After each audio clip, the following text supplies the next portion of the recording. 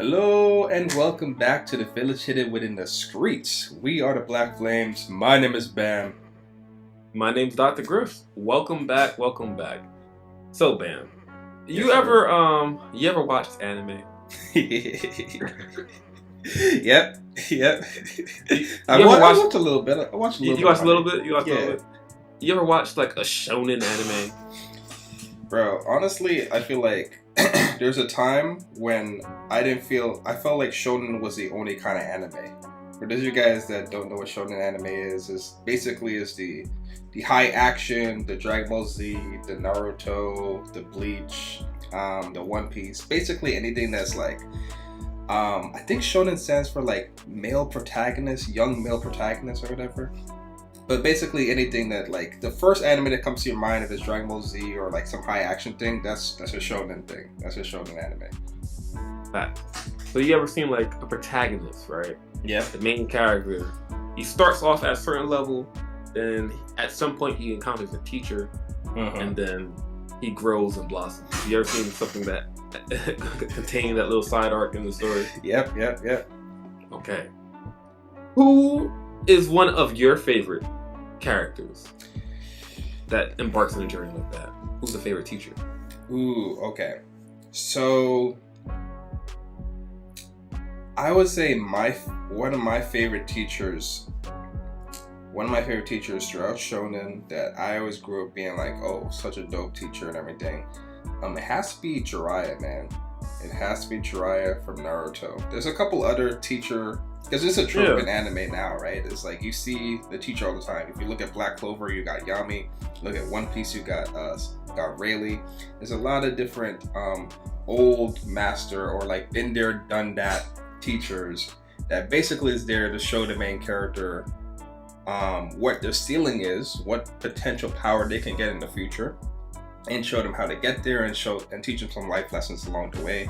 But Jiraiya's the OG, man. Like Jiraiya's the OG that I started off with and being like, who is this guy? Like I loved his design. I loved how funny he is, you know what I mean? I loved how just blatantly of a pervert he was. Yeah. I don't know. I guess Kakashi was also one of those, also fits within that model as well too. Kakashi too. Fair. I would say the OG is probably Master Roshi. Oh, yeah. How could I forget? Yeah. He probably, because like Jiraiya seems very similar to Master Roshi in terms of like, you know, he likes women. Yeah. That's a key characteristic. He teaches the main character like that. So you say Jiraiya. I know this isn't an anime, but I must say, Iroh from Avatar: The Last Airbender, he top tier in terms of teachers. One could even argue, I would even argue, he's better than Jiraiya. Whoa.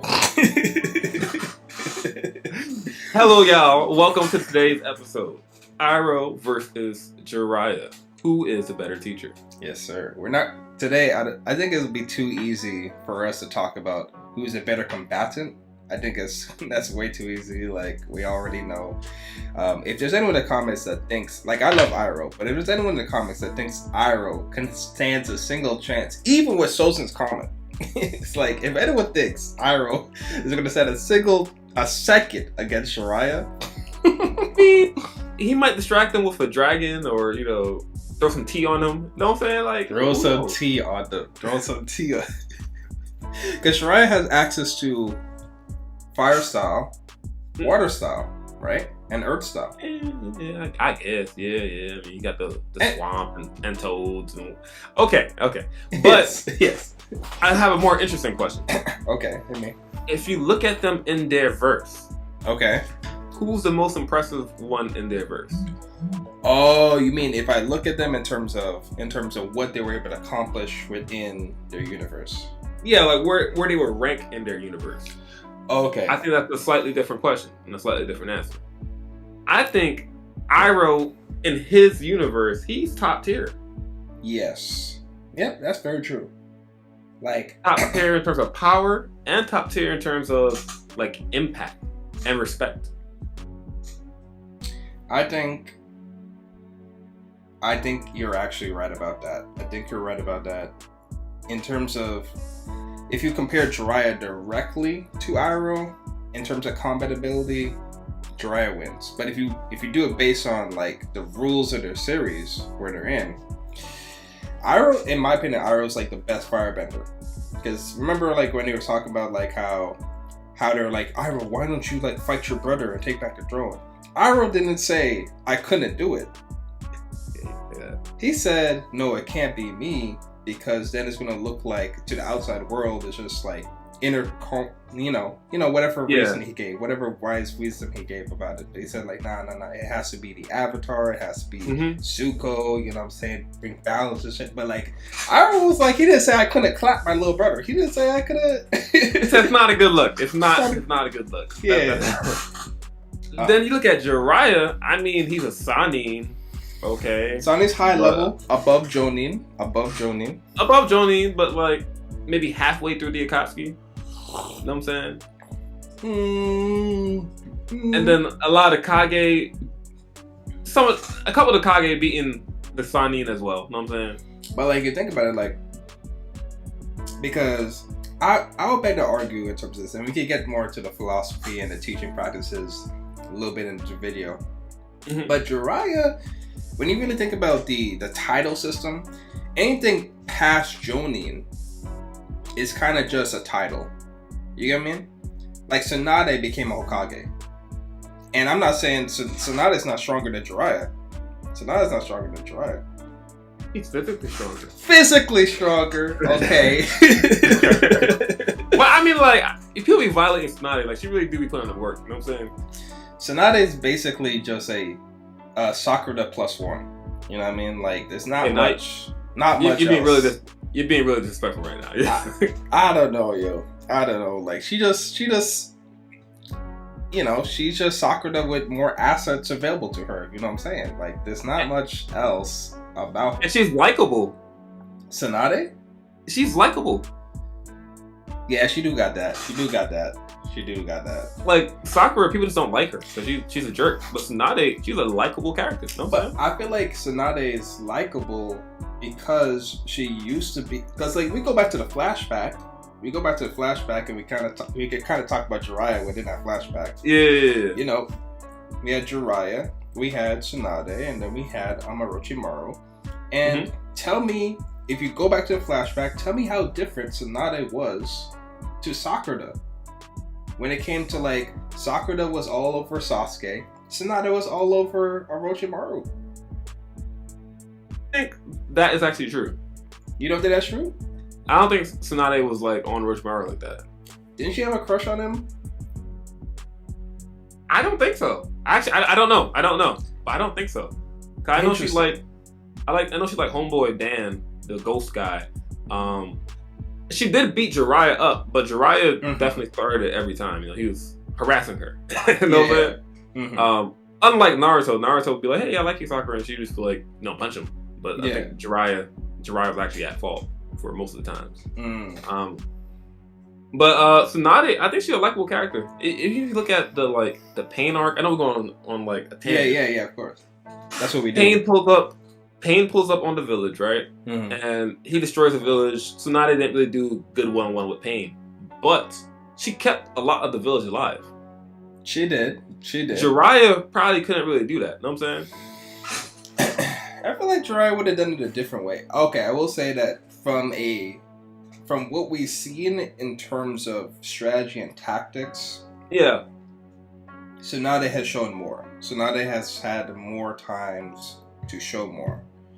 But wasn't it even when they were looking for people to replace the Hokage, Jiraiya was an option for them. Like Jiraiya, they asked Jiraiya several times, and each time he said no. So it's like, it's not that Jiraiya couldn't do it. It's not that Jiraiya couldn't become Hokage and do what needed to be done. It's just the fact that he was out here, you know, doing his research, writing his book, and, you know, he can't do his research while being Hokage. You know what I mean? I think he was also similar to Naruto in the sense he couldn't save his best friend. Yeah. So he probably was like, if I can't save Orochimaru, then I shouldn't be Hokage. That's what I'm thinking is happening. And so yeah. He didn't like being restricted down. That's what I'm assuming. Okay. And I feel like with that, that's a good place to start where we could get into the meat and potatoes of the discussion. Mm-hmm. Like, one of the things that's cool about the mentorship of Jiraiya to Naruto is that Jiraiya is a case study of if Naruto failed. You know? And like, but it's like an optimistic version of if Naruto failed. Like this person saying, I failed my person. I'm still breathing. I'm still trying my best. If I can interact with him again and see what happens and try to bring him back to the light. But Naruto, you know, Naruto's the practical thing Naruto was able to learn from him was some jutsus, was a summoning mode, was a summoning jutsu and a Rasengan. But in terms of like looking at Jiraiya and seeing, oh snap, this guy basically failed. This guy basically failed to do his ultimate objective. Everything good, bro? The camera overheated. Oh, gotcha. But yeah, this guy failed to do his ultimate objective of saving his best friend, which Naruto wants to do. I think Naruto gets a good example of a person that literally hasn't given up yet. So Jiraiya has like failed for decades to save his best friend, but he hasn't given up. And I feel like that's a perfect example for Naruto to look at because it makes him commit to not giving up on saving Sasuke, which unfortunately Orochimaru is way too far gone. You know what I mean? I don't know how you're going to be able to save him, like way too far gone. But Sasuke wasn't. And Jiraiya shouldn't put all of that on himself, obviously, because it's just like people going to do what they want to do. Is their choice, right? And Orochimaru, even when they were kids, Orochimaru looked far gone, bro. This guy was looking like a snake from day one. Like, yeah, it's tough, man. No, that's fair. I do like the parallel between Jiraiya and Naruto. Mm-hmm. I will say though, Jiraiya failed quite a bit of times as a teacher. Like, well, there's Conan, Yahiko, Nagato. All right. Ooh. All three of them died. Ooh. One of them turned supervillain. You know what I'm saying? Yeah. And it created war across the world. Then we got the fourth Hokage. I mean, he died also, and I'm assuming the fourth Hokage had two other teammates because they usually teach 3 students. You never hear about the 2 other teammates at all throughout the whole show. But my thing is like their deaths isn't Jiraiya's fault. You know what I'm saying? It's kind of like you teaching a class. Yeah. And just because some students fail because they weren't reading the textbook or doing the assignments you asked them to do, doesn't mean that's on you as a teacher. You know what I mean? That's interesting. A point you're making right there. Mm-hmm. But it's also interesting that right now we know Jiraiya had at least 7, and only one of them survived. Lucky number 7. Hey. But if we look at Iroh, yeah, he had 1 student, and that student became the highest person in the land. Hold on. This is where we're going to disagree with that. Okay, this is where he had 100% success rate. 50% success rate. 50%. His son wasn't his student. His son, went off to war. Like, if you a dad, aren't you going to teach your son some things? Okay. 50%. 50% compared to what, the 14% that's Jiraiya? All right. I do a quick math. Okay, 50%. All right. If we're being charitable, 50%. Yeah. Okay. What do you got to say about that? Most of Jiraiya's students fail horribly. I feel like, all right, if we look at it, did they really fail or did they just have a different perspective on how to live life? You know what I mean? Like if the perspective of living life is death, then yes, I guess they succeeded in that. Because here's the thing though, right? Like Minato, one of his students, he protected the village. He protected his child. You know what I'm saying? That's not failure. That's doing what you got to do based on the things you had. It's like Jiraiya taught him, but he didn't teach him all of his jutsus. He didn't teach him all those techniques and everything. He taught him like, yo, what do you want to learn? You want to learn the Summon Jutsu? Okay. You already got that Rasengan down packed. Okay, got you. You got your own teleportation thing. Do your thing, man. Do your thing.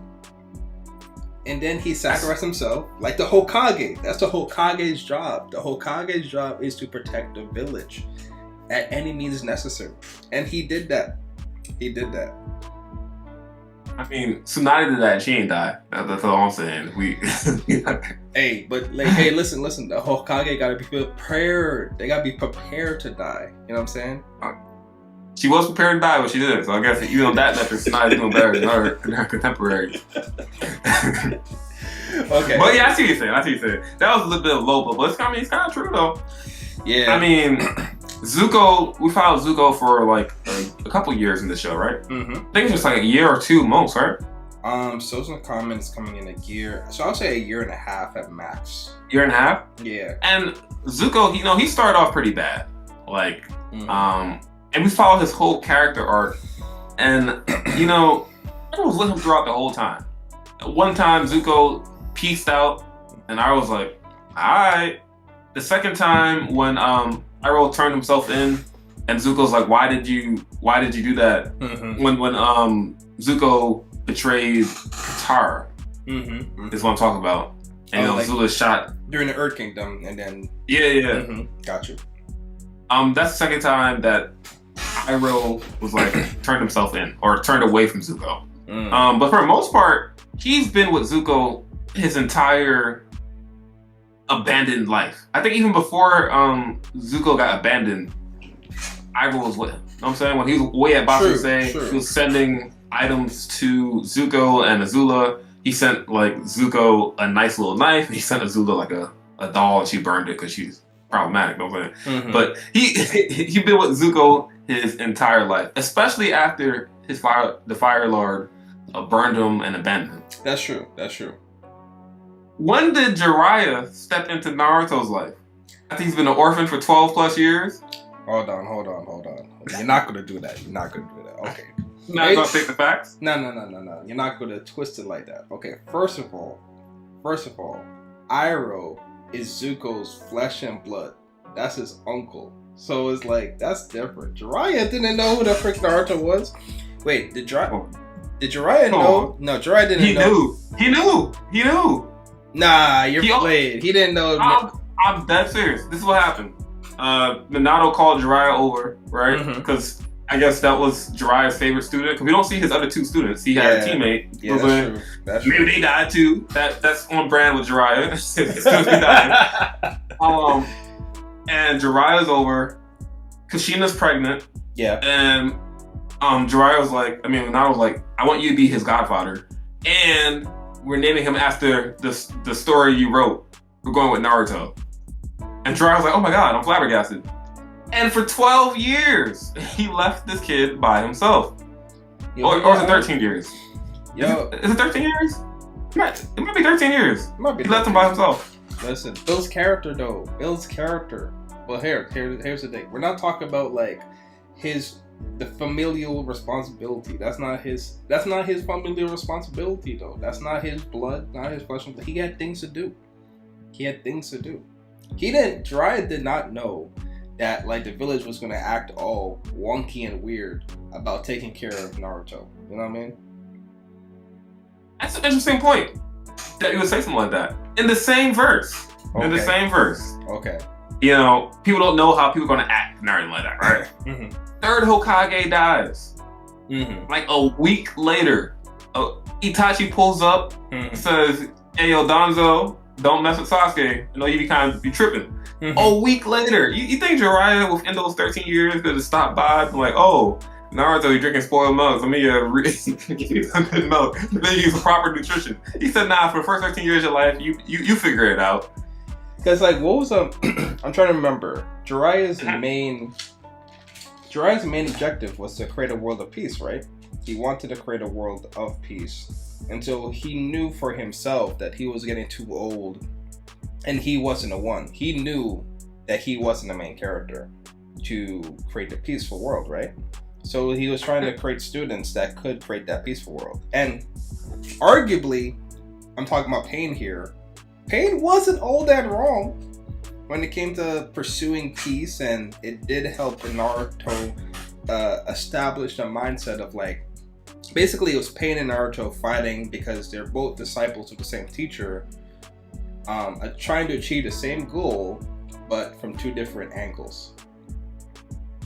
I think Jiraiya's goal was when he was a little kid, when he got summoned to when he reverse summoned himself to the Mount Miyaboku. The big told him like, "Yo, you're gonna teach someone that's gonna change the world."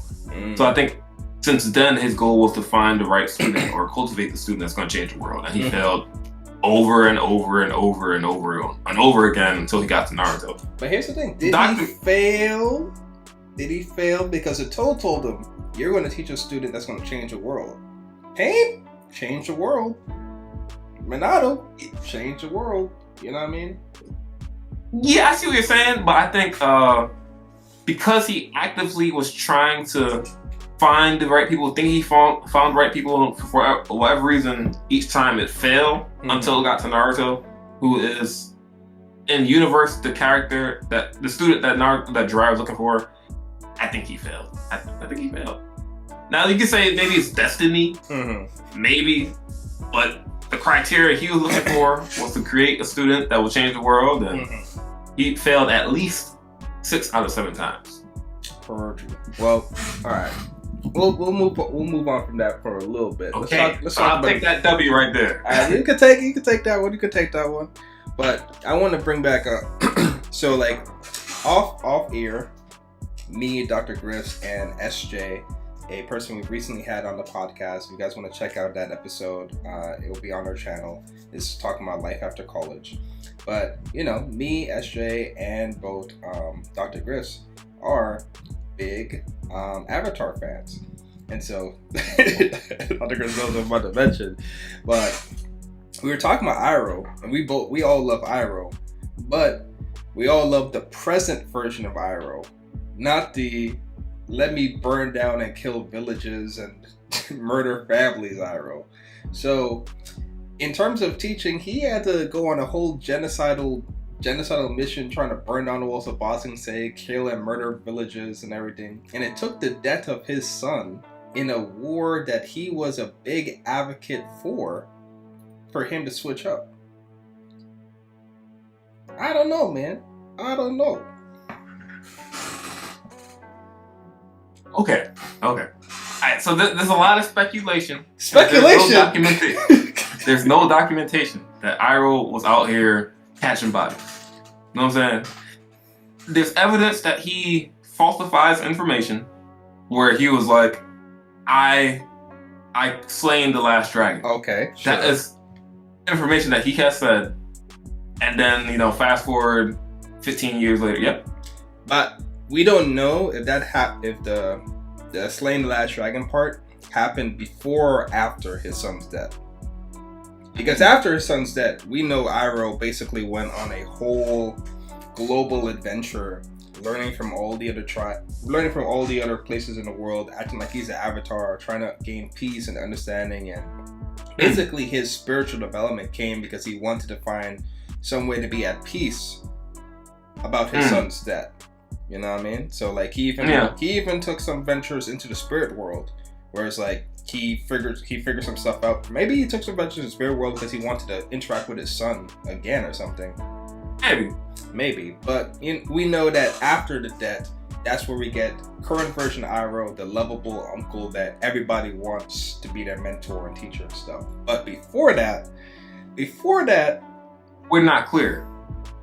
There's a lot of hearsay, there's speculation, but we don't have any flashback that showed Iroh burning down a house, burning down people in a house. I would like to think, you know, like I said, this is speculation, but based off of the evidence we have of Iroh right now, who's part of the White Lotus or Red Lotus, and that's different tribes, all united together. I like to think that Iroh might have been burning down the house, right? But he made sure there's a hole in the back. You know, the earthbenders. He probably said, yo, dig a hole. I'm going to burn down the house. Hey, y'all, I got the fire on the house. I'm like, yeah. You know what I'm saying? That's what I like to think Iroh was doing. Hey, that's a cute speculation. But one thing I know for sure is that Iroh, you know, for no matter at what spectrum, no matter what time in his life, he was a family man, right? And remember when Iroh from the war sent gifts back to Zuko and Azula? Do you remember the gifts? He got Zuko a knife, right? And he got Azula a doll. Now, you don't think he yeeted that doll from some little girl's head and be like, I like that? And there's no to display that. I'm just saying we're at war. What do you mean about your Fire Nation money doesn't work here in the Earth Kingdom? It's a different currency. What are you talking about? I mean, you know what I'm saying? He said, listen. I could like start a fire for you and you just give me the doll. You know what I'm saying? Not like I'm threatening to burn your house down. You know what I'm saying? You could do some transactions. He probably made some tea for somebody in the Earth Nation, and he was like, "If I make this tea, can I get the doll?" That you never know. Yeah. But even within that, he realized that his niece was a little off, so he decided not to arm her with a weapon. He tried to show her peace even from long distance. That's why he gave her a doll. No, that's familial. That's that misogyny right there. He said, like, yeah, my son, my nephew needs a knife. But my niece got a doll. He knew that his nephew was in an abusive relationship with his family, so he was arming him with the means to protect himself. And he did not want to let Azula feel left out, so he got her a doll, which a lot of youth at that time like to play with. And he wasn't about to give Azula a weapon. Yo, this guy's a whole lawyer right here. Does it not make sense, y'all? Would you give Azula a weapon? I wouldn't. Jiraiya would. No. First of all, I know Jiraiya would do something like that. He's a whole ninja. Why wouldn't he? You get kunais when you're 5 years old. What are you talking about? Oh, because that's safe. But let's talk about endangerment. Jiraiya abandoned Naruto for a whole 13 years. Yo, that's maybe 13 and a half. Responsibility. That was not his responsibility. Okay. I could maybe let that one fly away. Mm-hmm. That's not his responsibility. Even though he's the godfather of the kid, even though he knows the kid's an orphan, even though his favorite student, sacrificed himself to save the village, and he's like, yo, protect my kid. But that's not his responsibility. All right, cool. The first time he sees Naruto, first time he's training Naruto, he endangers him. You know what he does? Do you remember what he did? He threw him into a valley. Oh, yeah. That he had a high chance of dying. Yo. Now, one could say he was like, well, I think Naruto's the main character of the story. The show's called Naruto because I could break the fourth wall and I'm Jiraiya. But there's no evidence that Jiraiya could break the fourth wall. Mm-hmm. So he had no idea Naruto was the main character of the story.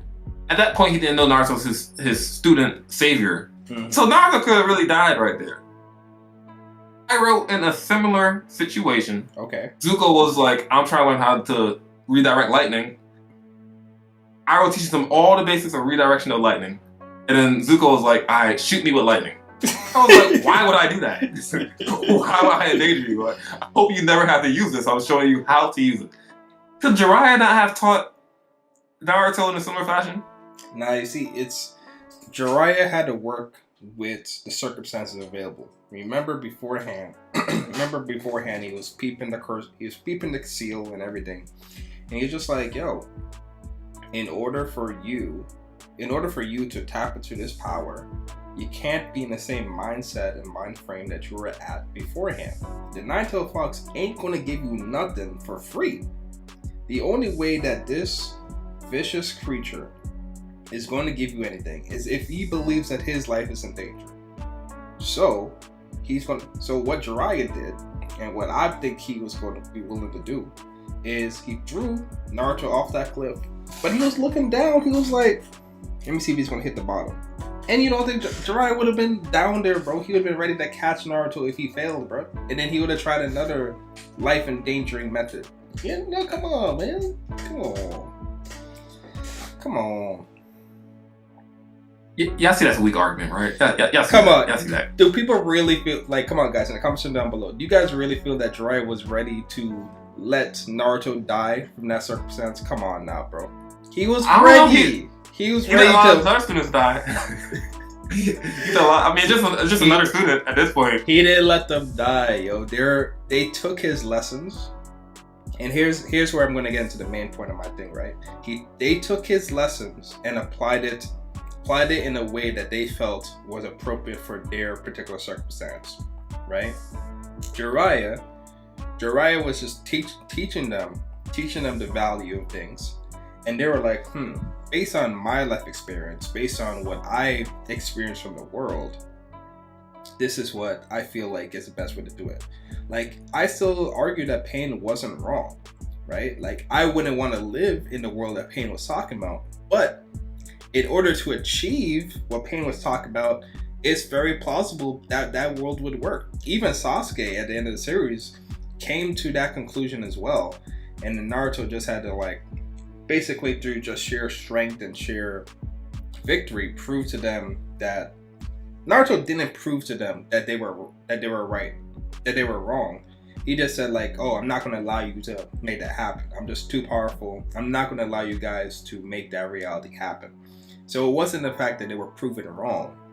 It was just that Jiraiya was trying to show them, like, yo, this is the thing that's important to value. And then Pain was like, okay, you're right. Now, what are the different methods in order to get there? So they chose different methods, and it's their life that led to that. Like Naruto, like if Naruto dies from old age and everything, you know what I mean? Like, it's not Jiraiya's fault that he died, right? It's like people living their lives and everything. So the thing I want to talk to you about is, it's one simple question. Okay. What did Iroh really teach Zuko?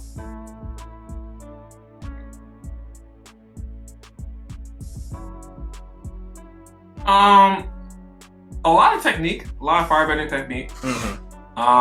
We could assume this because what we saw in several of the shows was early on, like Iroh was there when Zuko was training. Right. He was teaching him how to do his form, the breathing, and everything. Yeah. He also, probably most importantly, taught him holistic. I actually took note on this. Okay. Holistic learning. He taught him combat. He also taught him how to live amongst various cultures. So he had a stint where they're living in Ba Sing Se. He learned about the Earth Nation, and even when Zuko was like, "I'm gonna do my own stuff," and he was like, the episode when he was on the camel thing, and he was living with the broke Earth Nation people. He's seen all types of different ways of life. Yeah, true. He taught him how to make tea. He taught him love and compassion and what he should want out of a father figure. You know what I'm saying? Okay. You know, I taught him a lot. I don't know. Because you see, to me, it's like, I feel like when I look at Iroh, and I love Iroh, but when I look at Iroh, one could argue that Iroh, because like I've listened to some of Iroh's quotes that he said in the thing, and I still don't get some of them, bro. Like some of his things he said, I just be like, oh, you just saying stuff. He just saying things. Okay. But I will, like, Iroh just showed Zuko a lot of love. Like, Iroh showed Zuko a lot of love. I think he took the very fatherly role where he's like, let me equip Zuko with what he needs and what he has. You know, like, Zuko's a firebender. Let me equip him with all of the firebending skills and disciplines that he probably would need in life, like the breath of fire, so he can survive in the cold areas. The different firebending techniques, and he just showed them love. That's what I feel like he did. But I don't think he really, like, in terms of life lessons. How to redirect lightning. He also found that as a cute thing. He did saved his twice. Yep, saved his life against his actual father, against his actual and father. His sister. That's true. But in terms of love, like, everyone would want an Iroh, but I don't really see what life lessons was really taught. I think Zuko learned the life lessons on his own, but he just had Iroh as a person that always showed him a love. So it's kind of like he always showed him love, so he always has that as like an anchor of like, okay, this is what love feels like. What am I supposed to do? Like, you know, what am I supposed to do in life and everything? Figure things out on my own and all that stuff. Like, Iroh had his vision of what he would want him to do, but I don't think he ever like really like, yo, this is what I'm trying to teach you to become. But like, I think Iroh's like, yo, if you want to be a person that just works in a tea shop and that's what gives you happiness, do your thing. But, you know, I feel like with Jiraiya, there was like a lot more constructive, like, I want to maximize your potential so that you can change the world. And I think Jiraiya had in his head, like, I want you to change the world for peace. And yeah, all of his students took that lesson and that concept of like, okay, I'm going to change the world, do it for peace, and they followed through with that. Some of them followed through with it in the method that led to their death, but they weren't necessarily wrong in the method. You know what I mean? I think you're saying. I will say that Naruto and Zuko, right? Yes. They're in two different stages of their life. True. Naruto was like 13 when Jiraiya first started teaching him. Zuko was like 15, 16, right? So he's in like a rebellious teen years. One, and also two, Naruto was abandoned for the first 13 years of his life. Everyone disrespected him, no one loved him, until Iruka, he's probably 12, 11, then Kakashi, then Jiraiya, and now it's the first time someone's giving him his undivided attention for those years that he's training with him. So I think they have two different personalities. You know, Naruto, I mean, in some ways, Zuko is kind of like Sasuke when Sasuke's family was alive. You know what I'm saying?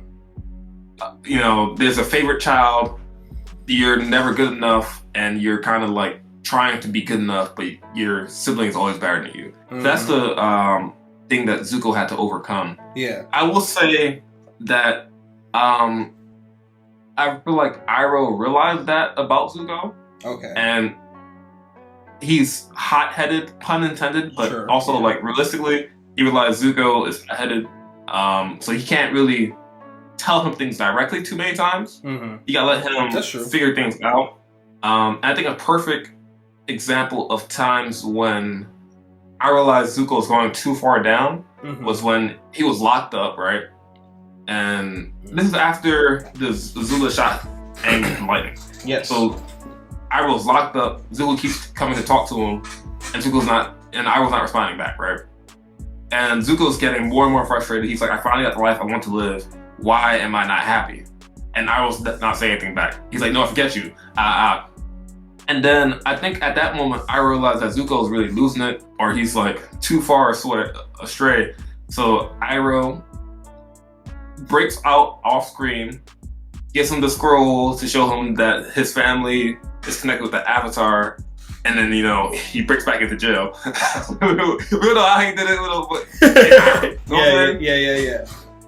So I think in moments of need, Iroh. Wait, you think that's Iroh? You think Iroh's the one that like off screen broke out, gave him the scrolls, and then came back? Yeah, I mean, because Zuko was like, it was you, wasn't it? And Iroh knew exactly what the scroll said. So evidence kind of points to Iroh orchestrating that Zuko got that scroll. So I think Iroh, for the most part, understood that Zuko was volatile even throughout the series, but he had a huge emotional journey. Like, Naruto did not have a huge emotional journey. Yeah. His journey was emotional, but, you know, he kind of stayed the same. Consistent. I'm gonna save Sasuke, I'm gonna become Hokage. Like, his goals stayed the same. Yeah. People might have died around him, he had ups and flows, but he was basically, I'm gonna save Sasuke, I'm gonna become Hokage. Zuko went from, I'm gonna get my father's love, to I'm gonna get my sister, I don't need my father, I want to be killed at Avatar. Like, you know what I'm saying? Yeah, he went a lot. Yeah.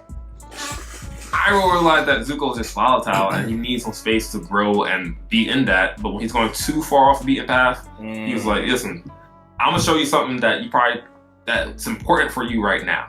So I think, to answer your initial question, Iroh he might not have told Zuko too many things, but he Mm-hmm. facilitated a space for him to learn and accept what he should be listening to. Mm-hmm. So the love that you said that he gave him was quite a substantial thing to give to Zuko. True. Especially from the family he came from. He had love from his mom. His mom disappeared for most of his life, half of his life. Mm-hmm. And, you know, he became the loving father figure that Zuko needed. Yeah. And with that, I drop it.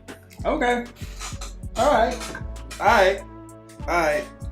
Well, guys, this is a discussion that me and Dr. Griffs can have for a really, really long time. Like, Naruto and Avatar is both series that we know in depth about. We've watched, and it's like part of our psyches.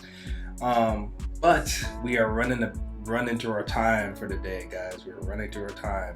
So if you guys want to continue the discussion down below in the comment section, more than happy to join you guys and kind of get your point of views on things. And if you want us to do a part 2 of this discussion, maybe talking from a different angle or a different thing, or even a similar kind of discussion where we talk about other characters and compare them to, we're more than happy to do that, because we love talking about things like this. So any final thoughts you want to drop before we head out, Doctor? Yeah, no, this is calm. Yeah. All right, cool.